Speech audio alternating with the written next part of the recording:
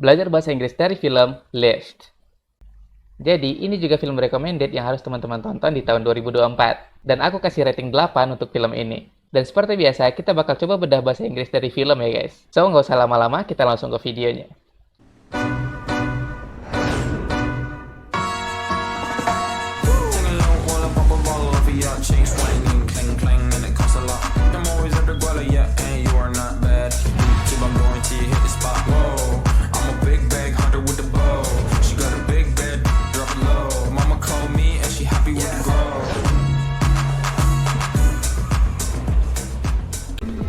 Prego. No, grazie. Oh, you must. You know, they're quite exquisite. No, thank you. Nah, tadi kan ceritanya dia ditawarin topeng ya guys. Nah, terus dia bilang, nggak, makasih. Dan orang sebelahnya ini bilang, you must. Kamu pasti. Maksudnya, kamu pasti suka gitu guys, sama topeng yang barusan ya. You know, they're quite exquisite. Kamu tahu nggak? They're quite exquisite. Mereka sangat indah. Mereka itu maksudnya topeng-topeng tadi ya guys. Nah, quite exquisite ini, kalau exquisite doang itu artinya sangat indah. Tapi kalau misalkan kita bilang quite exquisite, ini artinya lumayan indah gitu guys. Jadi quite itu artinya lumayan. Contoh lainnya teman-teman bisa bilang, my house is quite far from here. Rumahku lumayan jauh dari sini. Nah, kalau kamu punya contoh lain, coba tulis di komentar ya. Untuk exquisite ini artinya sangat indah. Khususnya untuk suatu benda yang dibuat gitu ya guys. Contoh lainnya teman-teman bisa bilang kayak gini. Her wedding dress is really exquisite. Gaun pernikahannya sangat indah.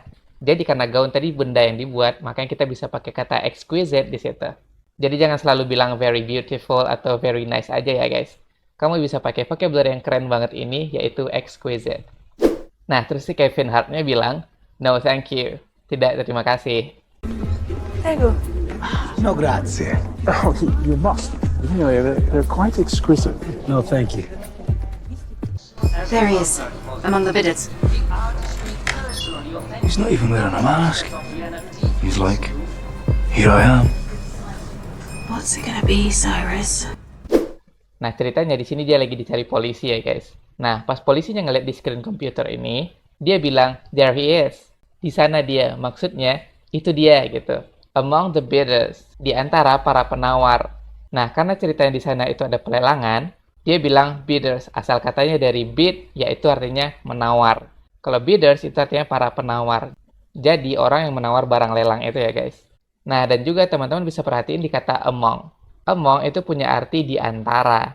Nah, sama halnya dengan between, yaitu juga artinya di antara. Nah, sebenarnya kalau dalam informal itu nggak apa-apa ya guys, kita samain. Tapi secara formalnya ada bedanya ya. Kalau teman-teman bilangnya between, itu berarti di antara. Tapi di antaranya itu di antara benda yang spesifik. Contohnya kayak gini. Aku bingung mau milih kampus between UI, UGM, atau Unpad. Nah, jadi kampusnya itu spesifik ya guys. Tapi kalau among itu masih general. Jadi contohnya kayak gini. Aku bingung mau milih universitas among university in Indonesia. Jadi, di antara universitas yang ada di Indonesia. Jadi, masih general gitu ya, guys. Nah, karena di sana bidders itu para penawar. Jadi kan para penawar itu banyak ya, guys. Dan itu masih general, karena dia nggak nyebutin satu-satu ya. Makanya, dia di sana makanya among. Nah, kalau teman-teman ingat satu game yang pernah trading dulu, yaitu Among Us. Artinya di antara kita ya. Nah, kita ini kan nggak spesifik nih. Makanya di sana pakainya among. Jadi gitu ya, guys. He's not even wearing a mask. Dia bahkan tidak memakai topeng. Nah, biasanya orang-orang bidders itu pakai topeng ya guys. Karena dia nggak pengen identitasnya dikenali orang. Makanya para polisi ini heran dan bilang, he's not even wearing a mask. Dia bahkan nggak pakai topeng. Wear di situ artinya memakai khususnya untuk benda-benda yang ada di tubuh kita ya guys. Contohnya, wear glasses, wear clothes, atau wear mask. Oke? He's like, here I am. Dia itu kayak di sini aku. Maksudnya, dia itu kayak sengaja nunjukin keberadaannya gitu guys. Makanya polisi ini heran. What's it gonna be, Cyrus? Akan seperti apa itu, Cyrus? Maksudnya di sini, apa yang mau kamu lakukan, Cyrus? Gitu. Karena dia sengaja nggak pakai topeng tadi ya guys. Makanya dia heran. There he is, among the bidders. He's not even wearing a mask.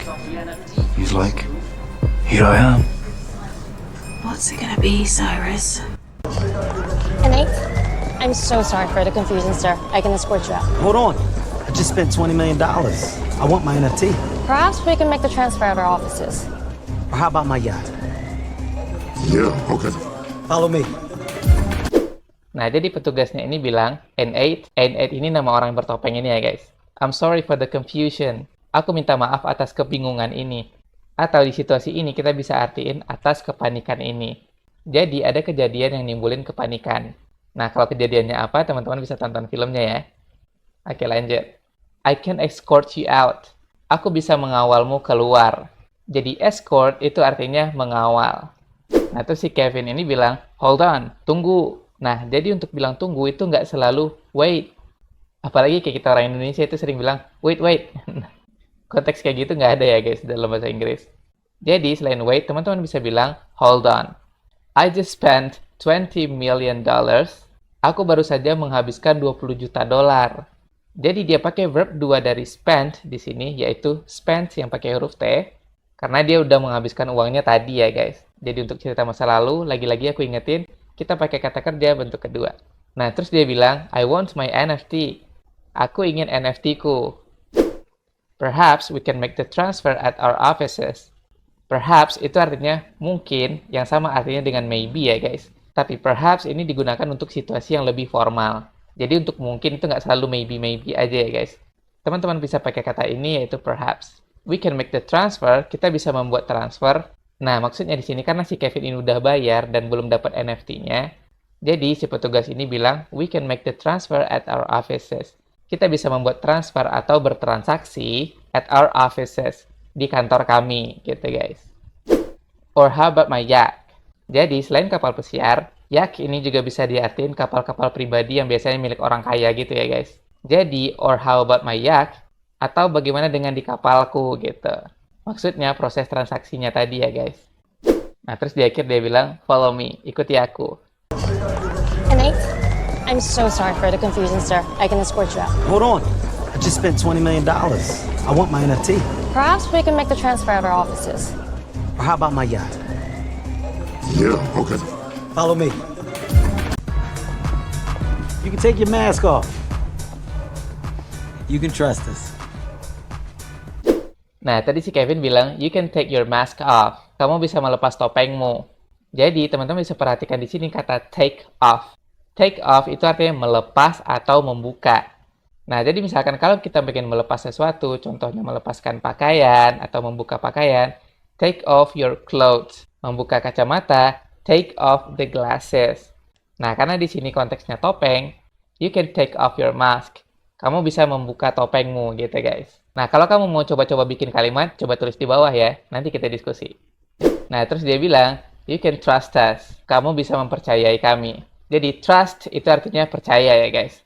Dan teman-teman bisa perhatikan di cara pengucapannya, si Kevin bukan bilang trust us, tapi dia bilangnya trust us. Jadi, dalam pronunciation ini namanya connecting speech. Connecting speech itu artinya ngegabungin dua kata seolah-olah kita ngomong jadi satu kata aja ya guys. Contohnya di sini, dari trust us jadi trust us. Nah, jadi simpelnya kayak gini guys. Kalau ada huruf konsonan di akhir, contohnya di sini trust, dan kata setelahnya itu huruf vokal, contohnya di sini us. Nah, ketika huruf konsonan tadi dan huruf vokal itu ketemu, kita bisa sambungin guys. Yang kalau secara basic kita bilangnya trust us, secara native speakernya kita bisa bilang trust us. Contoh lainnya, kalau kita pengen bilang kind of, kita bisa ngomong kind of. A lot of, kita bisa bilang a lot of. Oke guys? You can take your mask off. You can trust us. That limp is an act. Find me bidder 1099. Nah, tadi dia bilang, that limp is an act. Limp itu artinya pincang ya guys. Jadi secara bakunya mungkin artinya kayak gini. Kepincangan itu adalah acting. Atau maksudnya di sini dia pura-pura pincang gitu guys. Nah, teman-teman bisa coba dengerin lagi cara si polisi ini ngomong. Dia pakai connecting speech yang aku jelaskan sebelumnya. Jadi, dia bukan ngomong the limp is an act, tapi dia ngomongnya nyambung ya guys. Jadinya that limp is an act. Jadi nyambung semua ya guys. Find me bidder 1099. Jadi find me di sini artinya bukan temukan aku, tapi artinya carikan aku. Jadi artinya, carikan aku bidder yang nomor 1099 gitu guys. That limp is an act. I'm a bidder 1099. Leonardo da Vinci sold the Mona Lisa for $25,000. Nobody gave a shit about her for 400 years until someone stole it. That smile is now worth $860 million because there's a crazy story behind it. Nah, tadi si Kevin bilang, Leonardo da Vinci sold, menjual, karena cerita ini dulu ya guys, jadi pakai kata kerja bentuk kedua, the Mona Lisa for $25 million. Lukisan Mona Lisa itu $25.000.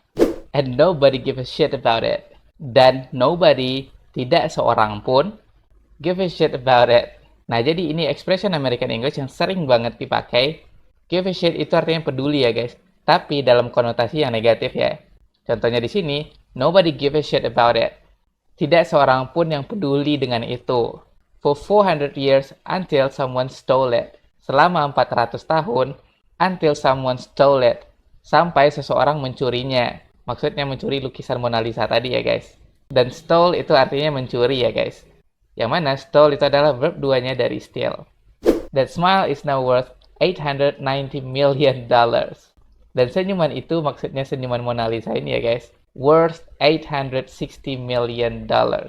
Berharga $860 juta. Jadi worth itu artinya berharga atau bernilai ya guys. Jadi aku juga baru tahu nih guys, harga lukisan Mona Lisa itu awalnya $25.000.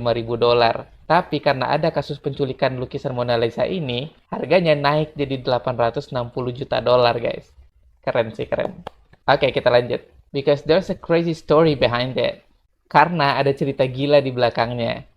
Nah, teman-teman bisa perhatikan di kata there's, itu asal katanya dari there is. Yang mana kalau di bahasa Indonesia artinya itu ada. Nah, contoh kalimat lainnya kayak gini guys. There's a cat in front of the door. Ada seekor kucing di depan pintu. There's a box on the table. Ada sebuah box di atas meja. Jadi, there's itu artinya ada ya guys. Nah, kalau contoh kalimat versi kamu gimana nih? Coba tulis di komentar ya. Dan satu lagi, dia bilangnya behind it, bukan behind it. Jadi, kalau kamu mau level up skill bahasa Inggris kamu bisa belajar connecting speech yang kayak aku jelasin tadi. Oke guys? Leonardo da Vinci sold the Mona Lisa for $25,000. Nobody gave a shit about her for 400 years until someone stole it. That smile is now worth $860 million because there's a crazy story behind it. Is Denton still in holding? You mean Oliver? For real? This Oliver, he is a real pain in the ass. Well, you come with me, please. I'm in the middle of something. Right. Wasn't a request. Is Denton still in holding? Apakah si Denton itu masih ditahan? Jadi holding di sini artinya ditahan, maksudnya ditahan di kantor polisi ya guys. Nah, ini ada pelajaran bagus nih yang bisa kita ambil. Kalau kita bilangnya Denton is still in holding, itu artinya Denton masih ditahan. Tapi kalau teman-teman taruh is-nya di depan, itu bakalan jadi pertanyaan. Jadinya is Denton still holding? Apakah Denton masih ditahan? Gitu guys. You mean Oliver? Apakah yang kamu maksud Oliver? Nah, jadi dia di sini nggak terlalu grammatical banget ya guys ngomongnya. Harusnya, do you mean Oliver? Dia cuma bilang, you mean Oliver? Jadi berkali-kali aku ingetin, bahasa Inggris itu nggak sekaku itu ya guys. Kalau kamu terlalu banyak mikirin grammar sebelum ngomong, itu bakalan jadi penghambat banget guys. Jadi saran aku yang jelas pede aja guys buat ngomong. Oke? Nah, terus dia bilang, for real? Ini artinya beneran. Nah, ini juga sama artinya dengan really ya guys. Jadi biasanya kan orang kalau heran bilangnya really, tapi ada cara lain juga ya guys. Teman-teman bisa bilang for real, artinya beneran gitu. Misalkan nih si A jadian sama si B, terus kita bisa bilang for real, emang iya atau beneran gitu. Oke guys, dipakai ya. Nah, ini keren nih guys. This Oliver, si Oliver ini, he is a real pain in the ass. Dia beneran rasa sakit di pantat. Mungkin kita artinya bakal kayak gitu ya guys. Tapi maksudnya di sini bukan kayak gitu ya. Ini artinya dia benar-benar menyebalkan gitu guys. Jadi kalau misalkan kita punya teman yang benar-benar nyebelin, kita bisa bilang he is a real pain in the ass. Oke guys. Gladwell, come with me please. Jadi Gladwell ini nama si cewek ini ya guys. Come with me artinya ikut denganku. Nah, ini expression yang keren banget yang kamu bisa pakai. I'm in the middle of something. Nah, ini artinya aku lagi sibuk. Biasanya kita bilangnya I'm busy ya guys. Tapi teman-teman bisa pakai expression yang keren ini untuk nyatain kita lagi sibuk. Teman-teman bisa bilang, I'm in the middle of something. Oke, dipakai ya. Nah, terus pimpinannya itu bilang, right. Iya, aku tahu. Wasn't a request. Tapi yang tadi itu bukan permintaan. Maksudnya dia benar-benar nyuruh ya, guys. Dan request itu artinya permintaan. Is Denton still in holding? You mean Oliver? For real? This Oliver, he is a real pain in the ass. Bravo. You come with me, please. I'm in the middle of something. Right. Wasn't a request.